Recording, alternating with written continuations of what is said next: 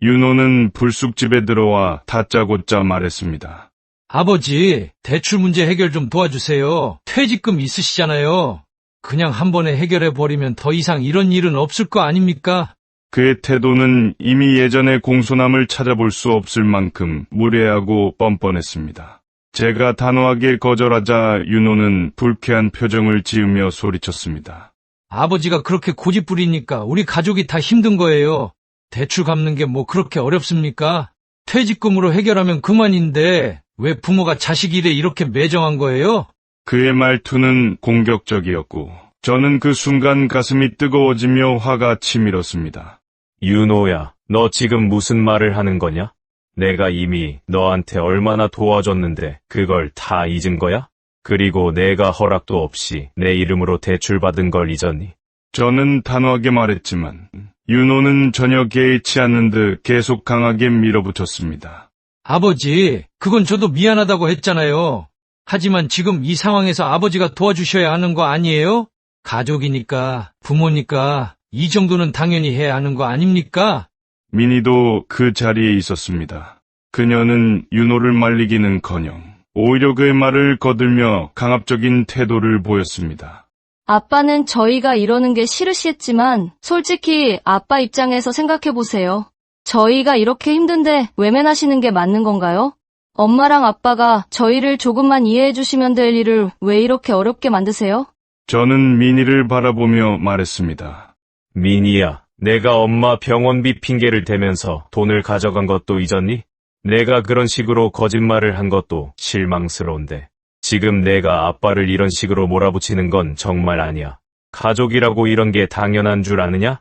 민희는 울먹이며 대답했습니다. 아빠, 그땐 정말 제가 잘못했어요. 그런데 그만큼 저희가 절박하다는 걸 이해해 주셔야 하는 거 아니에요? 부모님이 저희를 도와주는 게 그렇게 잘못된 거예요? 안녕하세요. 저는 경기도 성남시에 사는 67세 윤종호입니다. 저는 한 공장에서 30년 동안 공장장으로 일했습니다. 그동안 성실히 일한 덕분에 무탈이 가정을 꾸리고 아이들을 키울 수 있었어요. 다만 퇴직 후엔 몸과 마음이 모두 지칠 만큼 힘든 일을 겪었습니다. 지금은 퇴직금을 두고 자녀들과 깊은 갈등을 겪고 있습니다. 가족이 가장 소중하다고 믿었던 제게 이 일이 얼마나 큰 충격인지 이루 말할 수 없어요. 제 이야기를 들어주시고 따뜻한 위로와 격려의 댓글 부탁드립니다. 그리고 구독과 좋아요는 저에게 큰 힘이 됩니다. 오늘은 제가 오랜 직장 생활을 마무리하고 퇴직금을 받으면서 겪게 된 갈등과 그로 인해 가족 간의 관계가 어떻게 변했는지 이야기하려 합니다. 작은 기대와 큰 희망 속에서 가족의 의미를 다시 되새기게 된 이야기를 시작하겠습니다. 퇴직 후 갈등이 시작되기 전까지만 해도 우리 가족은 참 평범하고 화목한 모습이었습니다. 그러나 어느 날부터인가 가족 간의 미묘한 변화가 감지되기 시작했습니다. 아이들이 자주 전화하거나 집에 오는 일이 줄어들었고 만나도 웃음보다 무언가 말하지 못하는 불편한 기운이 감돌았어요. 아이들이 바빠서 그런 것 같다며 아내와 대수롭지 않게 넘겼지만 어딘가 이상하다는 느낌을 지울 수는 없었습니다. 그리고 2년 전 제가 은퇴를 준비하며 퇴직금 이야기를 꺼냈을 때 상황은 조금씩 달라졌습니다. 가족 여행을 가자는 제 아내 아이들이 한 목소리로 좋다고 했지만 뭔가 쓸쓸한 기분이 들었어요. 그 후로 대화의 주제가 조금씩 돈으로 기울기 시작했습니다. 여전히 우리는 과거의 그 행복한 날들로 돌아갈 수 있을 거라 믿었습니다. 그런데 그 믿음은 점점 무너지기 시작했습니다. 아이들이 저를 바라보는 눈빛, 그리고 퇴직 후 계획을 물어볼 때마다 미묘하게 느껴지던 분위기가 의미하는 바를 저는 그때는 몰랐습니다. 이 모든 조짐들이 결국 큰 갈등으로 이어지리라고는 상상도 못했습니다. 30년 동안 일하며 가장 바라던 순간이 바로 퇴직 후 가족들과 함께 여행을 떠나는 것이었습니다. 평생을 공장에서 기계 소리와 분주한 사람들 속에서 살았습니다. 주말에도 일이 많아 쉴 틈이 없었고 명절이 되어도 쉬지 못한 적이 많았지요. 그러다 보니 저는 늘 가족들에게 미안한 마음을 가지고 있었습니다. 그런 제가 퇴직을 하고 드디어 가족들과 온전히 시간을 보낼 수 있다는 사실만으로도 설렜습니다. 퇴직금이 들어오던 날, 저는 진심으로 뿌듯했습니다. 오랜 시간 열심히 일하며 쌓아온 성과가 이렇게 보상받는구나 싶었지요. 저는 퇴직금 통장을 보며 아내에게 이렇게 말했습니다. 이제 우리 좀 쉬면서 살아도 되겠다. 당신도 고생 많았어. 아내는 제 말을 듣고 웃으며 당신이 있어 우리가 여기까지 왔어요. 라고 말했습니다. 그 말이 어찌나 감동적이던지 눈물이 핑 돌았습니다. 그날 밤, 저는 아이들에게 전화를 걸어 퇴직금을 받았다는 사실과 함께 가족여행을 제안했습니다. 윤호야, 민희야, 우리 오랜만에 여행 가는 거 어떻겠니? 큰아들 윤호는 바로 환하게 웃으며 아버지, 정말요? 제가 좋은 여행지 찾아볼게요. 라고 대답했고, 딸 민희도 우리 가족 여행이라니 너무 좋아요. 엄마랑 예쁜 옷 준비해야겠어요. 라며 들떠했지요. 아이들의 반응에 저도 아내도 덩달아 설렜습니다. 그 후로 저는 여행 계획을 세우기 시작했습니다. 아내와 함께 여행 가방을 꺼내 먼지를 털고 필요한 물건들을 하나씩 리스트에 적어가며 준비했습니다. 숙소는 바다가 보이는 펜션으로 예약했고 아이들이 좋아할 만한 음식점과 가볼 만한 곳을 하나씩 조사하며 기대를 키웠습니다. 윤호와 민희에게도 여행 날짜와 일정을 미리 알리고 여행 전날은 모두 우리 집에 모여 함께 출발하기로 했습니다. 아이들의 기대와 행복한 웃음 속에서 저는 오래전부터 꿈꾸던 가족여행이 현실이 된다는 사실에 마음이 벅찼습니다. 작은 도시락을 싸서 가까운 공원으로 나갔던 옛 기억이 떠올랐고 이번에는 더 멀리 떠나 우리가 함께 더 많은 추억을 만들 수 있다는 생각에 뿌듯했습니다. 하지만 여행을 떠나기 이틀 전 아이들이 저희 집에 모였던 날의 분위기는 제가 기대했던 것과는 너무나 달랐습니다. 큰아들 윤호는 평소처럼 밝은 모습이 아니라 다소 굳은 표정을 하고 있었습니다. 아버지, 여행 얘기는 잠시 미뤄두고 말씀드릴 게 있습니다. 윤호의 갑작스러운 말에 저는 멈칫했지요. 왜 그러냐? 여행 준비 다 됐는데 무슨 일이냐? 라고 물으며 그의 표정을 살폈습니다. 윤호는 한참을 망설이더니 결국 입을 열었습니다. 저희가 가족여행을 못 갈 것 같아요. 사실 제가 지금 급하게 돈이 좀 필요하거든요. 윤호의 말에 순간 머릿속이 하얘졌습니다. 무슨 문제가 생겼는지 걱정이 앞섰지요. 뭐라고? 무슨 일이냐? 왜 돈이 필요하다고 하는 거야? 라고 재촉하자 윤호는 얼굴을 찌푸리며 대답했습니다. 사실 제가 최근 투자에 실패해서 빚이 생겼어요. 정리하려면 돈이 좀 필요해요. 아버지가 퇴직금을 받으셨다고 해서 정말 죄송하지만 그 돈으로 좀 도와주실 수 있나요? 그 말을 듣는 순간 저는 가슴이 철렁 내려앉는 기분이었습니다. 우리 가족의 행복한 추억을 위해 계획했던 여행이 이렇게 무너질 줄은 꿈에도 몰랐습니다. 더 놀라운 건 딸 민희의 말이었습니다. 민희는 윤호의 말에 조용히 있더니 불쑥 입을 열었습니다. 아빠, 저도 요즘 살림이 너무 힘들어요. 병원비며 생활비가 부족해서. 민희는 마치 기다렸다는 듯 자신도 돈이 필요하다고 말했습니다. 그녀는 심지어 눈물을 보이며 절박한 상황을 호소했습니다. 민희는 이어 이렇게 말했습니다. 저희 집도 요즘 생활비 때문에 허덕이고 있어요. 아이들도 학원비가 모자라서 걱정이에요. 아빠 퇴직금이면 저희가 그동안 힘들게 살던 문제를 해결할 수 있을 거예요. 여행은 나중에 가도 되잖아요. 그 돈으로 우리 좀 도와주시면 안 될까요? 그 순간 저는 무언가 잘못되었다는 것을 느꼈습니다. 왜 아이들이 여행 이야기가 아닌 돈 이야기를 하고 있을까? 아이들이 무슨 어려움이 있었는지 몰랐던 제가 죄책감이 들기도 했지만 동시에 왜 이렇게 갑작스러운 요구를 하는지 당황스러웠습니다. 그날 밤, 저는 아내와 조용히 여행 가방을 다시 제자리에 넣으며 씁쓸한 마음을 감추지 못했습니다. 아내는 여행이 취소된 것에 대해 섭섭해하면서도 이렇게 말했습니다. 아이들이 어려운 상황이라는데 우리가 어쩌면 좋을까요? 하지만 저는 이 상황을 받아들이기 어려웠습니다. 그래도 여행은 꼭 가고 싶었는데. 라는 아내의 말이 가슴에 박히면서도 한편으로는 아이들의 갑작스러운 요구가 마음에 걸렸습니다. 그날 이후 가족 여행은 더 이상 대화의 주제가 되지 않았습니다. 설렘과 기대 속에서 준비했던 시간들이 무색하게도 우리는 여행을 포기해야 했습니다. 그저 허망한 마음만 남아 있었습니다. 가족 여행이 무산된 후에도 퇴직금을 둘러싼 긴장은 계속되었습니다. 여행 대신 아이들이 종종 퇴직금 사용 계획에 대해 묻기 시작했지만 저는 별다른 의심 없이 대답을 피하곤 했습니다.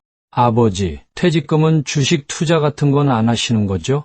라든지 혹시 퇴직금으로 적금이나 보험을 새로 드신 건가요? 라며 물어오기도 했습니다. 그때는 그저 아이들이 어른으로서 궁금해하는 걸로만 여겼습니다. 하지만 어느 순간부터 그들의 질문이 지나치게 구체적이라는 생각이 들기 시작했습니다. 그 불안감이 현실이 된 건 어느 날 오후 은행에서 걸려온 전화 때문이었습니다. 전화기 너머 직원은 정중한 말투로 말했습니다. 윤종우 고객님 맞으시죠? 최근에 가입하신 보험 해약 건으로 확인차 연락드렸습니다. 순간 저는 심장이 철렁 내려앉았습니다. 해약이라니요. 제가 가입한 보험은 그대로 유지하고 있는데요. 직원의 설명은 더욱 놀라웠습니다. 최근 고객님의 아드님께서 해약을 요청하셔서 처리가 완료되었습니다. 저는 상황을 이해할 수 없었습니다. 아들이요. 제 허락도 없이요. 그럴 리가 없습니다. 실수 아니에요. 라고 말했지만 직원은 명확히 고객님의 서명 확인을 받았다는 기록이 있습니다. 직접 방문하셔서 확인해 보시겠습니까? 라고 답했습니다. 그 순간 머리가 하얘졌습니다. 윤호가 어떻게 내 명의를 도용해 보험을 해약했단 말인가? 저는 전화를 끊자마자 아내를 불렀습니다. 윤호가 내 보험을 해약했다고 하는데 당신은 아는 게 있나?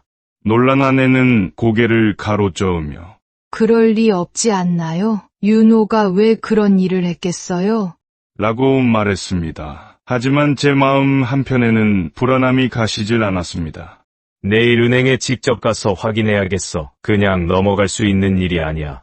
다음날 은행을 찾아가 확인한 결과 윤호가 제 명의로 해약 처리를 했다는 사실이 명백히 드러났습니다.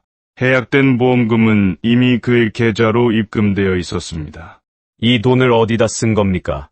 라고 묻는 제게 은행 직원은 그건 고객님의 아드님께 직접 여쭤보셔야 할 것 같습니다. 라고 답했습니다. 집으로 돌아오자마자 윤호에게 전화를 걸었습니다. 전화가 연결되자 그는 머뭇거리며 받았습니다. 윤호야, 내가 내 보험 해약했니? 라는 제 물음에 한참을 침묵하던 윤호는 조심스레 말했습니다. 아버지, 죄송합니다. 제가 그랬어요. 그의 말을 듣는 순간 분노와 배신감이 한꺼번에 치밀어 올랐습니다. 내가 어떻게 내 허락도 없이 그런 짓을 할 수 있냐? 그 돈이 우리 노후에 얼마나 중요한지 알면서도 그랬어. 윤호는 한숨을 쉬며 변명했습니다. 아버지, 정말 죄송합니다. 그런데 제 상황이 너무 급했어요. 투자 실패로 빚이 쌓여서 어쩔 수 없었습니다. 아버지도 어차피 노후 준비를 다른 방법으로 하실 거라 생각해서. 그의 말에 저는 참을 수 없을 만큼 화가 났습니다. 어쩔 수 없다고? 그게 내가 할 소리냐? 내가 내 문제를 해결하려고 그 보험을 들었냐? 내 마음대로 내 노후 계획을 망가뜨릴 권리가 내게 있다고 생각해. 윤호는 변명과 사과를 반복했지만 제 마음은 이미 닫혀 있었습니다. 지금 당장 집으로 와라. 얼굴 보고 얘기하자. 라고 말하고 전화를 끊었습니다. 윤호는 다음날 집에 찾아왔습니다. 아내와 저는 그를 거실에 앉혀놓고 이야기를 시작했습니다. 윤호야, 이건 도저히 용납할 수 없는 일이야. 내가 너를 어떻게 믿겠니? 너도 이제 어른인데 부모를 이렇게 속여도 된다고 생각했냐? 윤호는 고개를 숙인 채 말했습니다. 아버지, 정말 미안합니다. 그런데 제가 너무 절박했어요. 제 가족이 큰일 날 상황이라. 그의 말을 듣고 저는 허탈한 웃음을 지었습니다. 너의 가족은 중요하고 부모는 중요하지 않다는 거냐? 내가 나를 이렇게 만드는 동안 나는 아버지도 아니고 그냥 돈줄이었니? 윤호는 아무 말도 하지 못하고 고개를 푹 숙였을 뿐입니다. 그날 밤, 저는 아내와 깊은 대화를 나누며 큰 절망감을 느꼈습니다. 우리가 어떻게 이 돈을 회복할 수 있을까? 윤호가 이럴 줄은 정말 몰랐어. 아내도 충격이 큰지 밤새 말이 없었습니다. 그 보험은 우리의 마지막 안전망이었는데 보험을 해약하면서 손해본 돈은 되돌릴 수 없었습니다. 무엇보다 윤호가 우리 허락도 없이 그런 일을 저질렀다는 사실이 제 가슴을 후벼 파고 있었습니다. 그날 이후 저는 윤호에게 어떻게 마음을 열어야 할지 모르겠다는 생각뿐이었습니다. 하지만 윤호의 보험 해약 사건 이후로도 저는 아이들에 대한 신뢰를 잃지 않으려 애썼습니다. 가족이란 원래 서로 이해하고 돕는 거라고 스스로 되뇌며 어렵더라도 함께 이겨내야 한다고 생각했기 때문입니다. 그러나 그 신뢰는 딸 미니와의 일로 더 크게 흔들리고 말았습니다. 아내는 몇 년 전부터 고혈압과 관절염으로 병원을 꾸준히 다니며 약을 복용하고 있었습니다. 큰 병원에 입원하거나 중대한 치료를 받는 건 아니었지만 정기적인 진료와 약값은 꾸준히 지출되고 있었습니다. 다행히 퇴직금 덕분에 이런 비용 정도는 충분히 감당할 수 있었기에 크게 신경 쓰지 않았습니다. 그런데 어느 날 미니가 아내의 건강을 걱정하며 이런 말을 했습니다. 엄마 병원비가 꽤 나갈 텐데 아빠도 힘드시지 않으세요? 그 말을 들은 저는 딸이 부모를 걱정해준다는 사실이 기뻐서 병원비 정도는 우리가 충분히 감당할 수 있으니 걱정 말아라. 라고 말했습니다. 미니의 따뜻한 말이 고마웠지요. 하지만 며칠 뒤 미니에게서 전화가 걸려왔습니다. 아빠, 사실 엄마 병원비가 너무 걱정돼서요. 제가 도와드리고 싶은데 요즘 저희 집도 좀 빠듯해서 여유가 없네요. 그런데 아빠, 이번에 엄마 진료비가 많이 나왔다면서요? 제가 진료비를 도와드리기는 어렵지만 병원에는 제가 엄마를 모시고 가는 게 어떨까요? 순간 저는 미니가 부모를 돕고 싶어 한다고 믿었고 아내의 병원비를 미니에게 보냈습니다. 내가 엄마를 그렇게 걱정해주니 고맙구나. 병원비는 내가 따로 보내주마. 다만 너무 무리하지 말고 너희 집 사정도 잘 챙겨라. 하지만 그 일이 끝이 아니었습니다. 며칠 뒤 미니는 다시 전화를 걸어왔습니다. 아빠 죄송한데 이번 달에도 엄마 병원비 좀 부탁드려야 할 것 같아요. 생각보다 진료비가 많이 나왔어요. 저는 다시금 마음이 무거웠지만 아내를 위한 것이라 생각하고 또 한 번 돈을 보냈습니다. 이렇게 몇 달 동안 미니의 요청은 계속됐습니다. 한 달에 한두 번씩 반복되는 요청이었고 금액도 점점 늘어났습니다. 미니는 매번 병원비가 예상보다 더 많이 나왔다고 설명했지만 그 말이 점점 신뢰가 가지 않았습니다. 아내의 병원비로 이런 큰 금액이 필요하다는 게 이해되지 않았던 겁니다. 결정적인 계기는 몇 달 뒤 병원에서 아내의 진료비 청구서를 받은 날이었습니다. 청구서를 본 저는 깜짝 놀랐습니다. 미니가 말했던 병원비와 실제 진료비가 크게 차이가 났기 때문입니다. 아내의 진료비는 우리가 감당할 수 있을 정도로 크지 않았고 미니가 요구했던 금액은 실제 병원비를 크게 초과하는 것이었습니다. 그날 저는 미니를 집으로 불렀습니다. 미니야, 엄마 병원비 때문에 내가 고생한다고 했지. 그런데 내가 병원에서 직접 확인해보니 내가 말했던 금액과 다르더라. 이게 어떻게 된 일이냐? 미니는 잠시 머뭇거리더니 눈을 피하며 대답했습니다. 아, 그게 병원비도 있었고요. 사실 아이들 학원비도 조금 급해서. 그래서 그 돈을 같이 썼어요. 죄송해요. 아빠, 제가 너무 절박해서 그랬어요. 그 말을 듣는 순간 저는 가슴이 철렁 내려앉았습니다.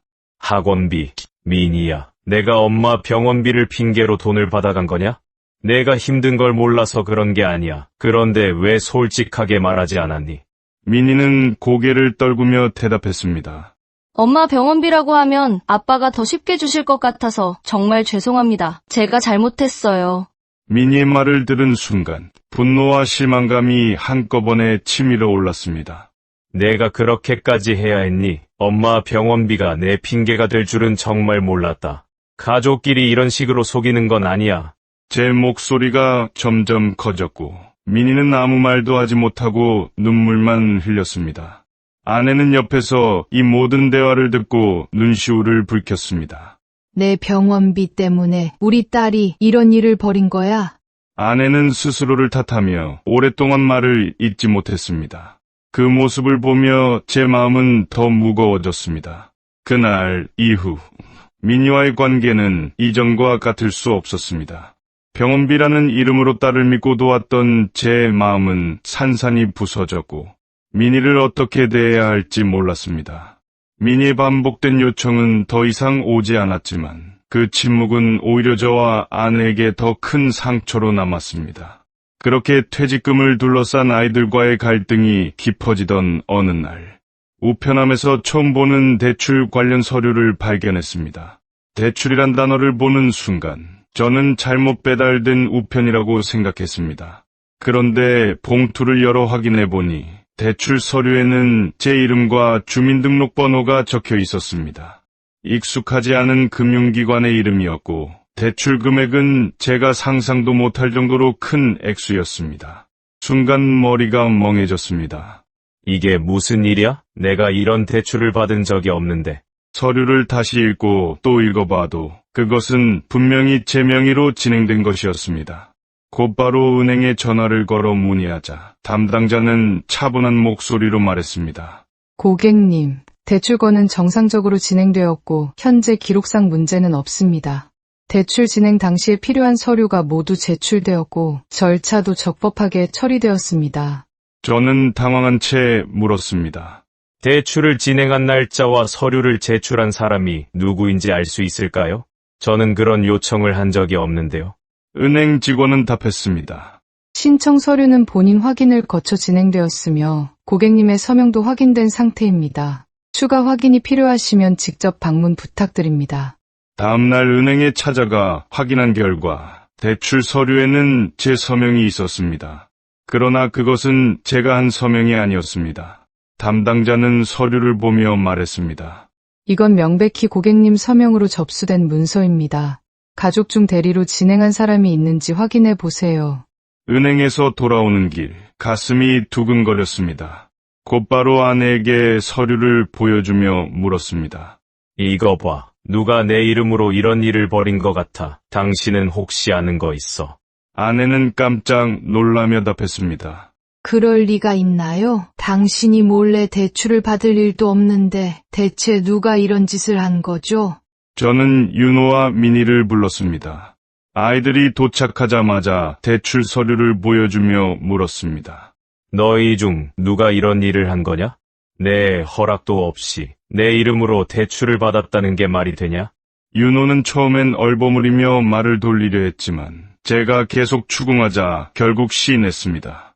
아버지, 제가 했습니다. 정말 죄송합니다. 그런데 어쩔 수 없었어요. 빚을 정리하려면 돈이 필요했어요.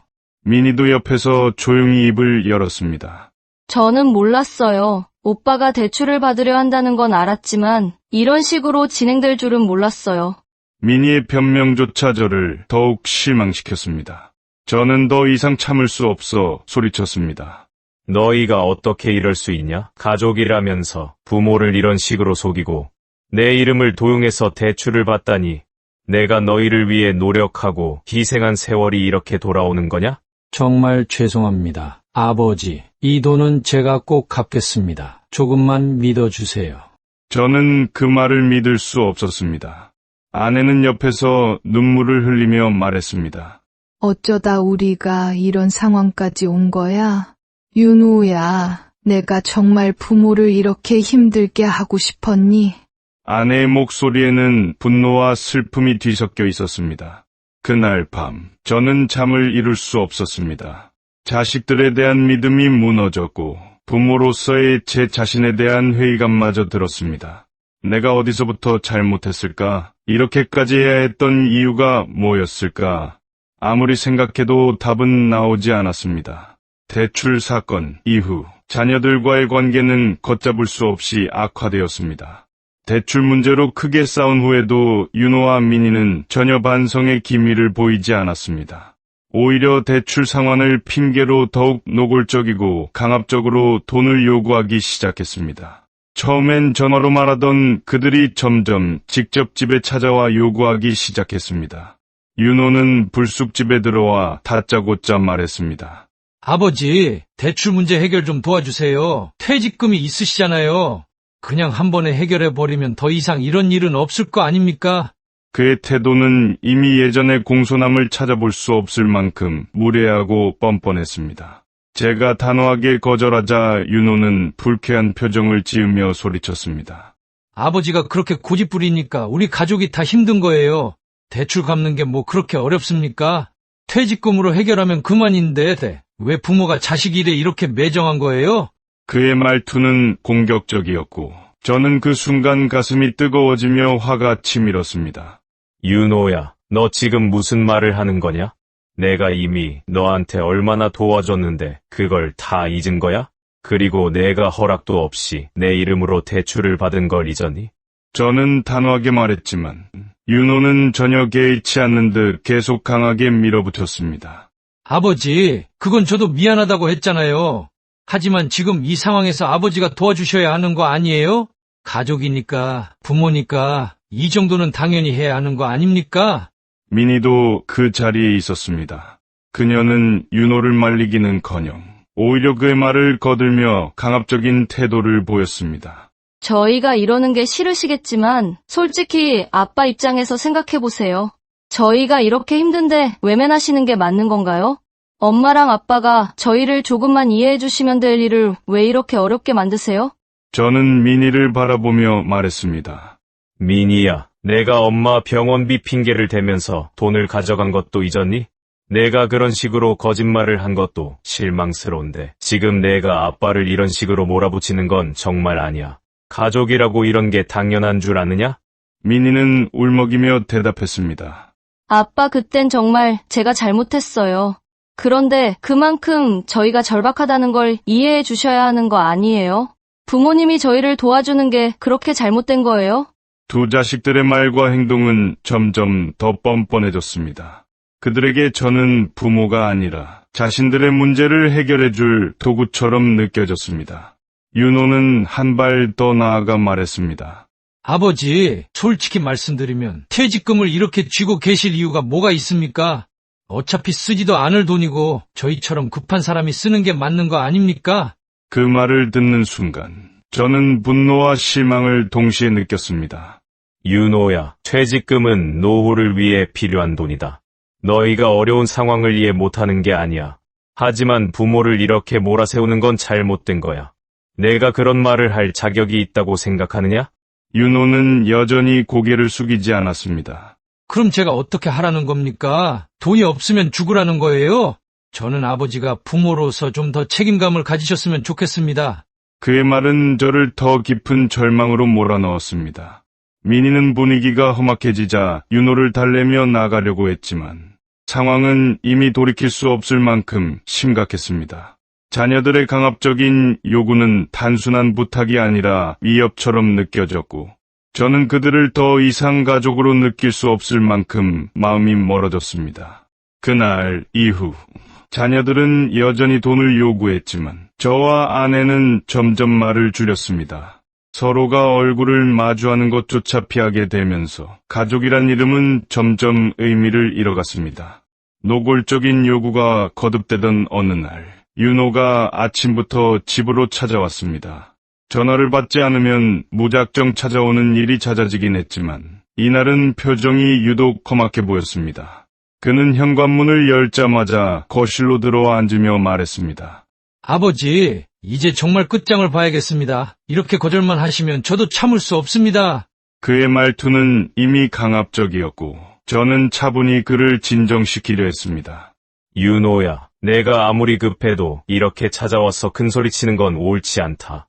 내가 이미 여러 번 말했잖아. 너는 도와줄 수 없다고. 하지만 윤호는 말을 듣지 않았습니다. 그는 손으로 테이블을 탁 치며 소리를 높였습니다. 아버지, 솔직히 말씀 좀 해주세요. 퇴직금 가지고 뭐 하실 겁니까? 제가 이렇게 힘든데 도와주시는 게 그렇게 어려운 일입니까?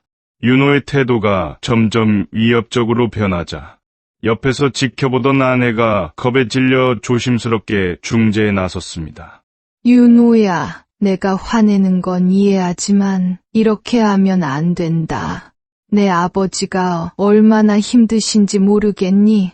그러나 윤호는 아내의 말을 듣지 않았습니다. 오히려 화를 더 냈습니다. 힘들기는요. 퇴직금도 있고 집도 있으신데 뭐가 그렇게 어려우십니까? 그냥 저희를 한번 도와주시면 끝나는 일 아닙니까? 저는 더 이상 참을 수 없었습니다. 윤호, 내가 지금 무슨 말을 하는지 알고는 있는 거냐? 내가 내 이름으로 대출을 받았을 때도 참고 넘어갔지만 이젠 정말 한계야. 내가 너한테 그런 식으로 돈을 줄 거라고 생각하지 마라. 그러자 윤호는 갑자기 자리에서 일어나 테이블을 세게 밀치며 소리쳤습니다. 그럼 저보고 죽으라는 말입니까? 이렇게까지 말해도 부모라는 사람이 아무것도 안 해주는 게 말이 됩니까? 그의 목소리는 점점 더 커졌고 아내는 놀라서 소리쳤습니다. 윤호야, 왜 이렇게까지 하는 거냐? 제발 좀 진정해. 그러나 윤호는 진정하기는커녕 더욱 화를 냈습니다. 그는 갑자기 저를 향해 손을 뻗으며 테이블 너머로 강하게 밀쳤습니다. 저는 순간 균형을 잃고 넘어지면서 팔꿈치가 바닥에 부딪혔습니다. 고통스러웠지만 무엇보다 더 충격적이었던 건 윤호가 저를 밀었다는 사실이었습니다. 아내는 눈물을 흘리며 윤호를 붙잡으려 했습니다. 윤호, 너 아버지에게 무슨 짓이냐? 이렇게 하는 게 무슨 소용이 있겠니? 하지만 윤호는 그런 아내를 밀쳐내며 외쳤습니다. 저도 참을 만큼 참았어요. 이제 제발 저를 좀 도와주세요. 더 이상 이렇게 살 수 없습니다. 저는 바닥에서 천천히 일어나며 말했습니다.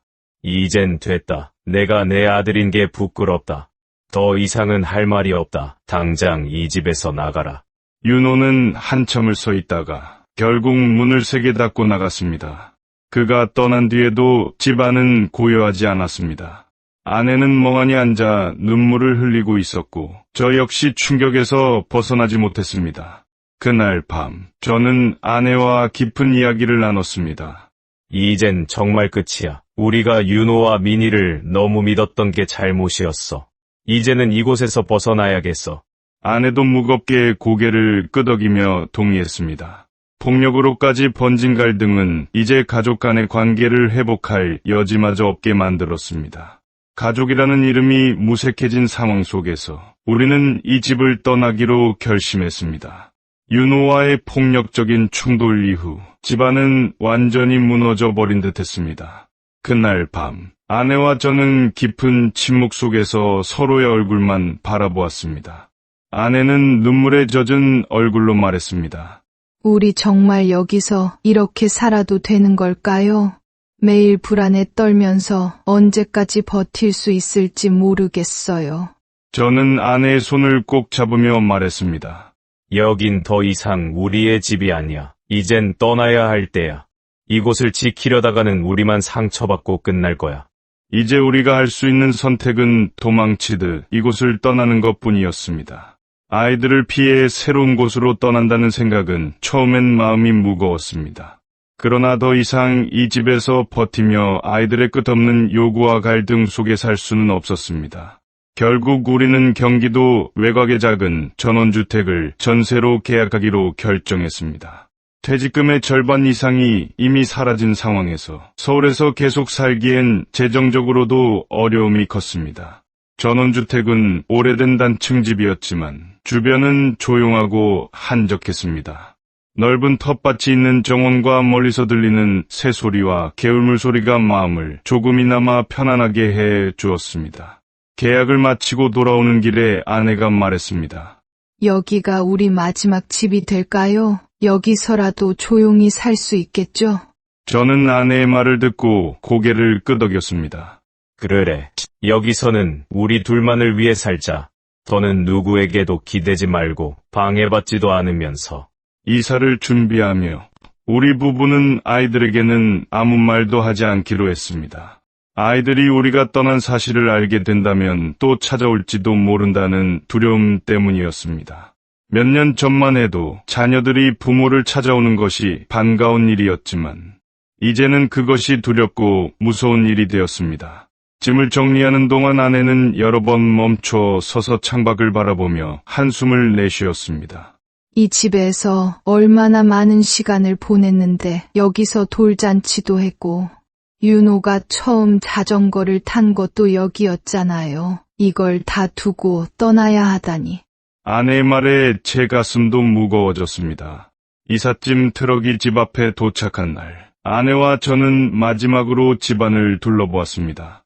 거실의 낡은 소파, 식탁, 아이들이 어릴 적 그려놓은 낙서까지 모든 것이 추억이었지만 동시에 그 추억이 우리를 무겁게 짓누르는 것 같았습니다.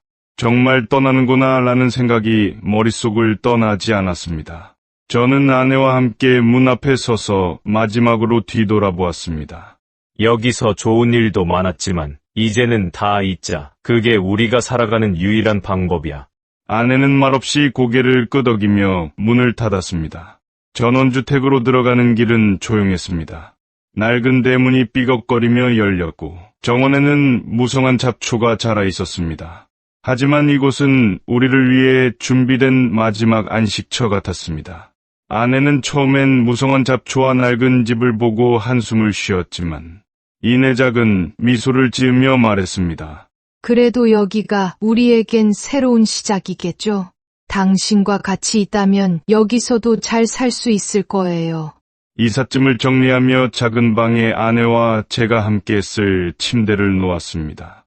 예전에 넓고 밝은 집과는 비교도 되지 않는 공간이었지만 마음만은 오히려 더 평온했습니다. 우리 이제 여기를 집이라 생각하고 하루하루 살아가자.